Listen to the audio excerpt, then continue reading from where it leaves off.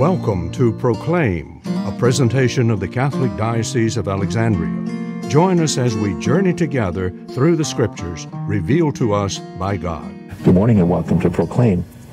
As now the scene is set, he basically is once again in dialogue, or at least in the recipient of a plea by Legion, the demon that is the unclean spirit that we're talking about. It says, "Send us into the swine, let us enter them." And he let them.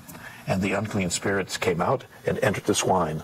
The herd of swine, about 2,000, rushed down a steep bank into the sea. A herd of that size would certainly be rather remarkable.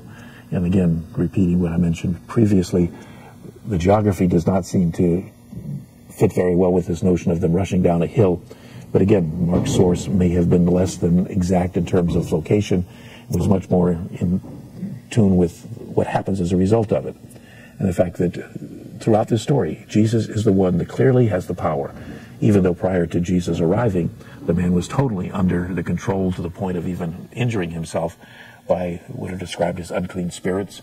Perhaps had they had the modern tools that we have available in diagnosing, it could well have been some form of mental illness that, because it wasn't understood or wasn't acknowledged, was simply described as in terms of an unclean spirit. In that culture, a direct line of causality was often the way that they described almost anything. And our notion of intermediary factors coming into play simply was not known to them. But the story still stands as a very dramatic and very clear one that is not over. Because as a result of what happens to the swine, the fact that they plunge into the lake, wherever that lake really was, is not the end of the story at all. It's only leading to the next chapter. This program was brought to you by Antoon Enterprises.